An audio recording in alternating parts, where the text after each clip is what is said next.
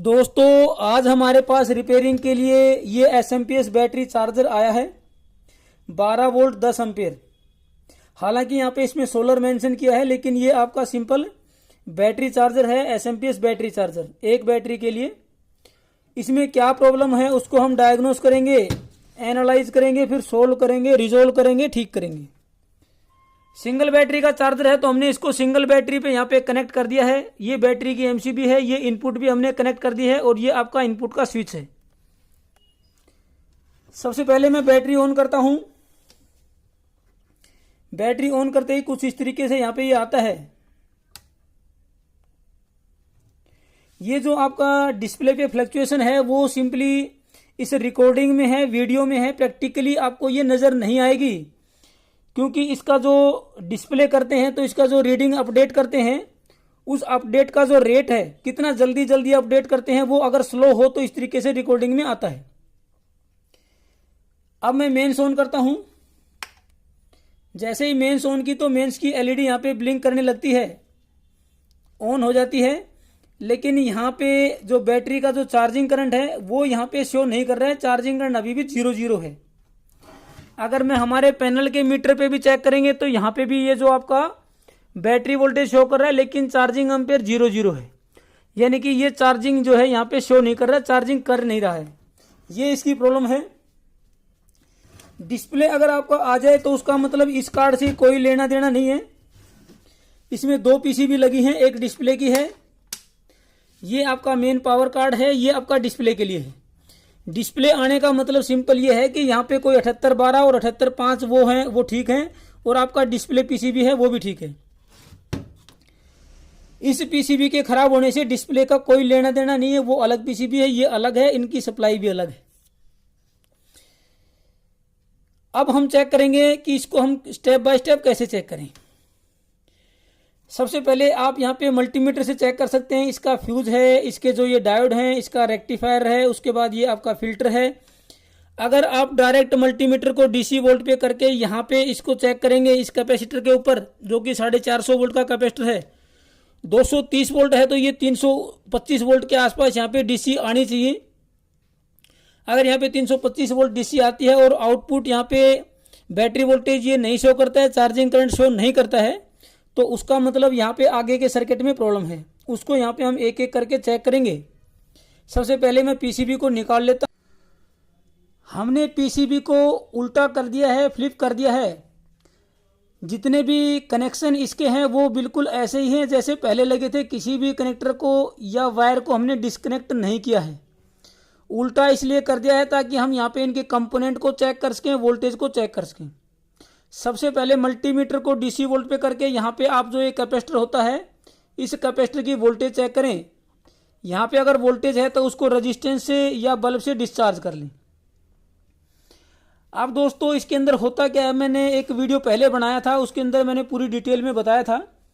इसके अंदर जो आईसी लगी होती है उसका नंबर है 7M0880, 7M0880। वो अपने आप में पूरी एक स्विचिंग आईसी है, जिसके अंदर फीडबैक भी होता है, पल्सेज भी होती हैं, अंदर ही इसके अंदर स्विचिंग जो पावर डिवाइस है वो भी होता है। अपने आप में कंप्लीट ये एक आईसी है जो कि एसएमपीएस के लिए सुटेबल है और उसको एसएमपीएस चार्जर में यूज करते हैं। पूरी डिटेल मैंने एक वीडियो में बनाई थी, कोशिश करूंगा ऊपर आई के बटन में वो आपको वीडियो में प्रोवाइड करवाऊं। सबसे पहले हम इसको बैटरी पे ऑन करेंगे, उसके बाद मेंस पे इसको ऑन करेंगे। ये डायोड वगैरह चेक करके ऑन करें। ये आपका जो फ्यूज है उसको भी चेक कर लें। यहाँ पे अगर आपको डीसी वोल्टेज 300 के आसपास मिलती है, इसका मतलब रेक्टिफायर और ये फिल्टर सेक्शन यहाँ पे ठीक है। फिर ये जो डीसी है उसका जो नेगेटिव है वो आपका यहाँ पे आता है इस आईसी पे 7M0880 पे।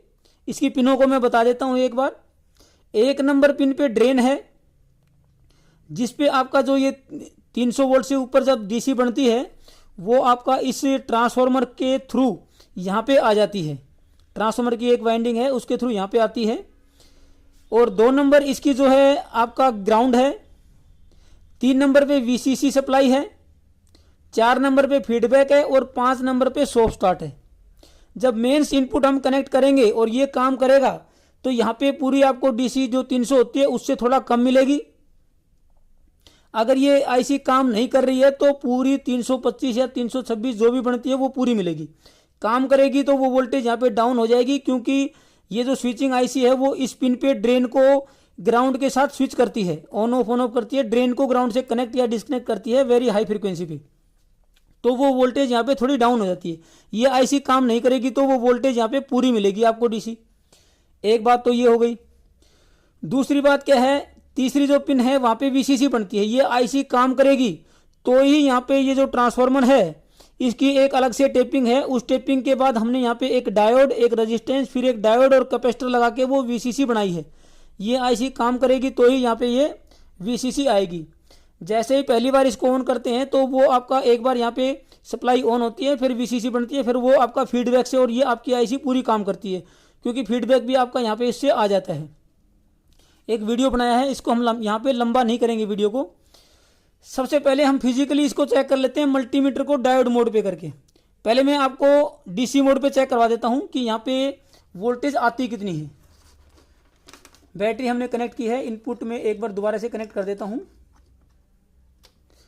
बैटरी कनेक्ट करेंगे तो यहाँ पे कोई वोल्टेज आएगी नहीं, क्योंकि वो एसी से ही हमारा रेक्टिफायर सेक्शन से बनती है। ये शायद आपको दिखाई दे रहा होगा। बैटरी मोड पे कोई वोल्टेज नहीं है यहाँ पे। इसको मैं थोड़ा सा ऐसे कर लेता हूँ, नीचे ही रखना होगा। अब मैं मेंस इनपुट को कनेक्ट करता हूँ। मेंस कनेक्ट करते ही यहाँ पे हम चेक करेंगे, ये देखिए 300 वोल्ट बनी है। अगर इनपुट वोल्टेज पूरी 320-30 के आसपास होगी तो ये वोल्टेज आपकी पूरी, ये देखिए 319 वोल्ट बनी यहाँ पे मल्टीमीटर पे। आप देखें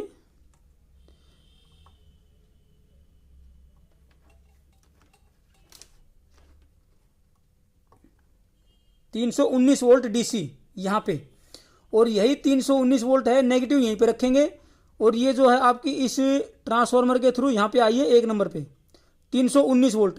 अगर आपका ये स्विचिंग आईसी यहाँ पे काम करेगा तो ये यहाँ पे वोल्टेज ड्रॉप हो जाती है। मेंस पे कनेक्ट करके अगर ये हमारी आईसी काम करेगी तो वो ड्रॉप हो जाती है। वो ड्रॉप यहाँ पे नहीं हो रही है। साथ में ग्राउंड यहीं पे रखेंगे और यहाँ पे अगर हम चेक करेंगे इसकी पिन नंबर 2 पे, तो ये पिन नंबर 3 पे, तो यहाँ पे वीसीसी आनी चाहिए। हो सकता है 14 वोल्ट, हो सकता है 15, 16, 17। ये वीसीसी सप्लाई है वो आपकी मिलती है डिपेंडिंग उनकी बैटरी वोल्टेज और ये आपका इनपुट वोल्टेज के ऊपर। लेकिन यहाँ पे वीसीसी भी नहीं आ रही है। वीसीसी नहीं आ रही है। फीडबैक भी आपका 2 वोल्ट के आसपास आना चाहिए, वो भी अगर नहीं आ रहा है। ये फीडबैक है यहाँ पे, फीडबैक भी यहाँ पे नहीं आ रहा है। ये देखिए यहाँ पे 1, 2, 3, 4 नंबर पे फीडबैक है, नहीं आ रहा है। ना वीसीसी है, ना फीडबैक है, ना ये आपका आईसी ने यहाँ पे डीसी को ड्रॉप किया। इसका मतलब इस आईसी ने काम नहीं किया है। मैं इसको ऑफ कर देता हूँ और डायोड मोड पे पहले इस आईसी को यहाँ पे चेक करेंगे, क्योंकि आईसी को काम नहीं करने के कई रीज़न हो सकते हैं। लेकिन सबसे पहले यहाँ पे वोल्टेज ड्रॉप होगा, तभी हमें पता लगेगा कि आईसी ने काम किया है। दोस्तों वीडियो पूरा ज़रूर देखें, काफ़ी कुछ यहाँ पे आपको सीखने को मिलेगा। मल्टीमीटर को डायोड मोड पे कर लिया है और इस आईसी को हम यहाँ पे चेक करेंगे 7M0880 को। इसकी 1 नंबर और 2 नंबर यानी कि ड्रेन और ग्राउंड। ड्रेन पे लगाओ नेगेटिव और ग्राउंड पे लगाओ पॉजिटिव। सिर्फ एक जगह पे ये आपका वैल्यू शो करेगा डायोड की, ड्रेन पे और ग्राउंड पे। 1 नंबर 2 नंबर पे ड्रेन पे आपको लगाना है नेगेटिव और ग्राउंड पे यानी कि 2 नंबर पे लगाना है पॉजिटिव। सिर्फ यहाँ पे ये डायोड का ड्रॉप दिखाएगा, बाकी कहीं पे भी ये ड्रॉप नहीं दिखाएगा। अगर कहीं और पे दिखाता है तो इसका मतलब इसमें कुछ फॉल्ट है। ये देखो यहाँ पे ड्रेन और आपका पिन नंबर 3 यानी कि वीसीसी पे भी इसने ड्रॉप दिखा दिया है, और वो भी सेम 484-85 यहाँ पे दिखा रहा है ड्रेन के साथ में, और ड्रेन के साथ में ही वीसीसी पे भी उतना ही दिखा रहा है। अब चेक करते हैं ग्राउंड को और वीसीसी को। ग्राउंड और वीसीसी यहाँ पे शॉर्ट है।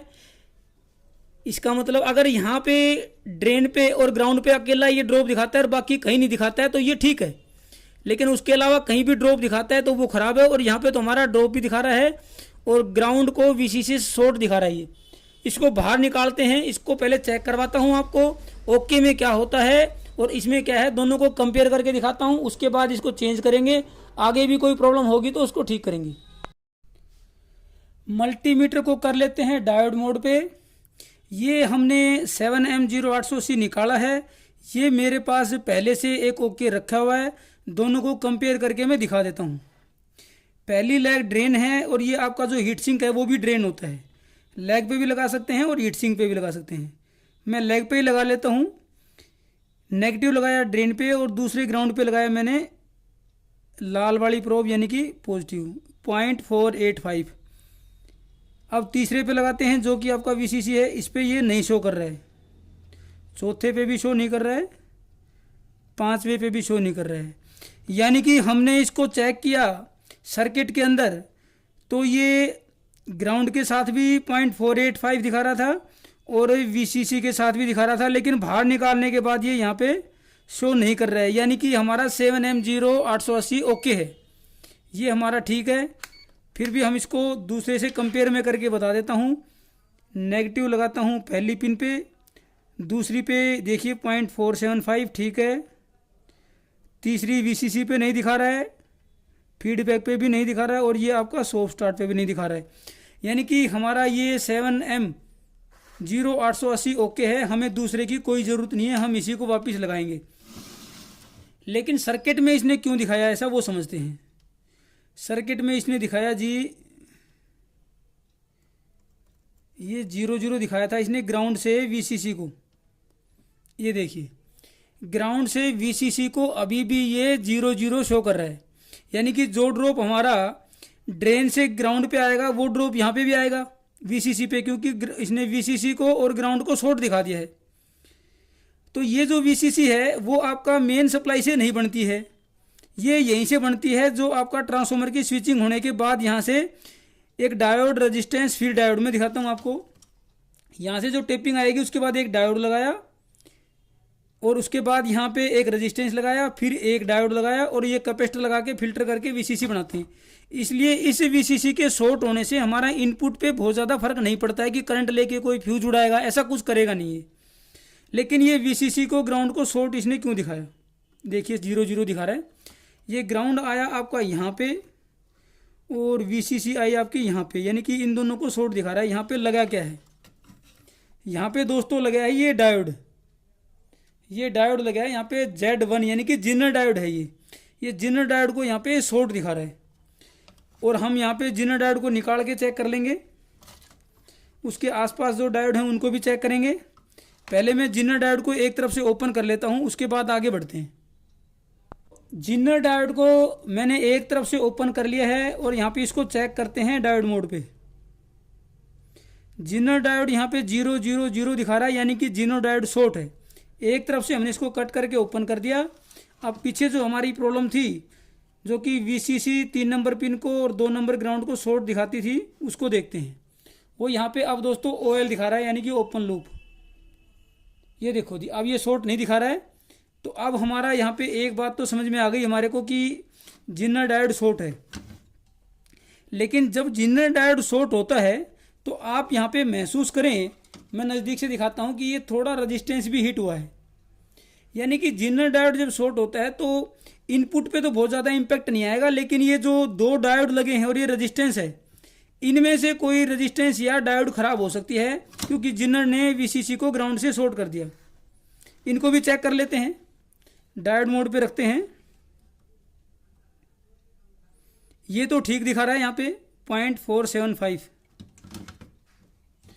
एक और है यहाँ पे डायोड, ये डायोड दोस्तों शॉर्ट दिखा रहा है 0 अब यहाँ पे हमें सर्किट से निकालने की जरूरत नहीं है क्योंकि जिनर को हमने निकाल दिया। आगे का ये आपका 7M भी ओपन है तो ये सर्किट आपका सीरीज में है।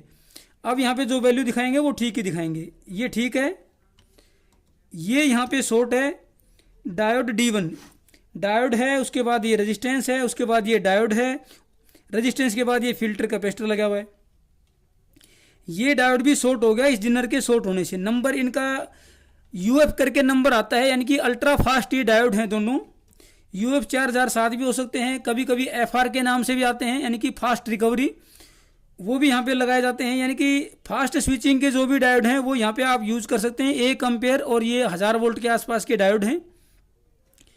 तो यहाँ पे UF 4007 शायद लगे होंगे, निकाल के चेक कर लेंगे क्योंकि हमें इसको निकालना तो है ही। ये डायोड आपका शॉर्ट है।